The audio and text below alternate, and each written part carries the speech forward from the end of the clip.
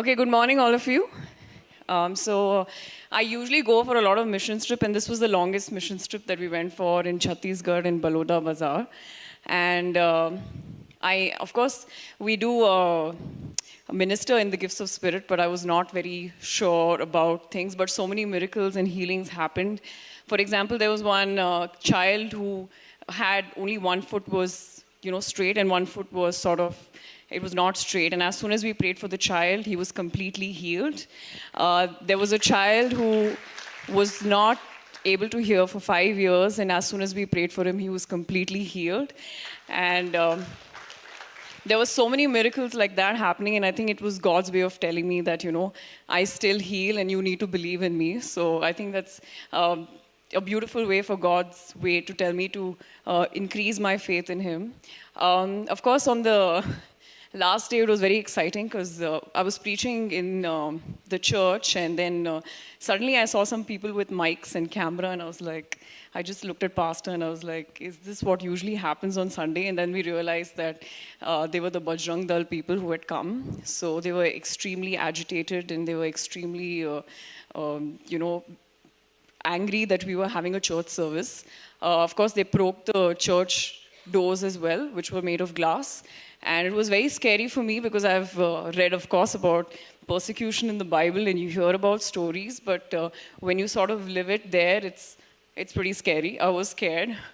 The media came, and the police also came, and they started questioning all of us.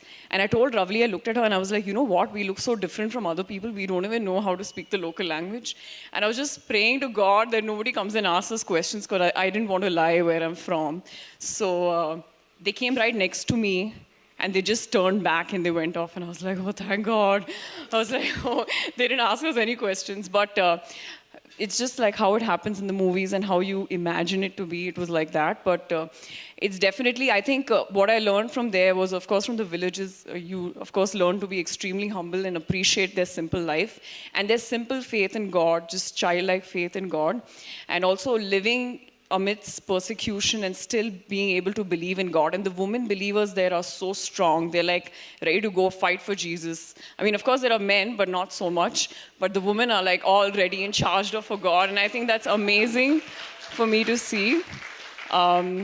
So I think every mission trip teaches us something, but of course this mission trip was definitely very, very different from the others one that we've been to. Very challenging, of course, with the heat and everything else, but you just learn how to preach God's word in the midst of challenges. So I encourage all the people who don't go on mission trip, please go for one. It's definitely exciting, and it will challenge you to be better in your faith and increase your faith in God. Praise the Lord. I'm Himushri Sarkar, and he's my dad. We are from West Bengal, from the north side of Bengal. So we have come here for checkup in Nimans because 2 months before he had a stroke and he could not speak anything. Suddenly his voice got stopped.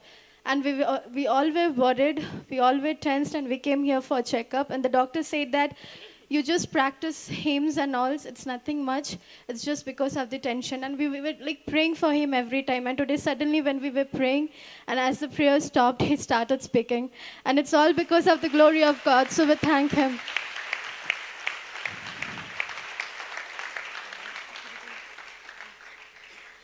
And he's a pastor. He works among Muslims. He's a Muslim minister. He takes 3 days of seminar, and that whoever comes, at least 9, or if 10 people comes, 9 people says yes to Jesus, to accept Christ. His name is Pavitra Sarkar.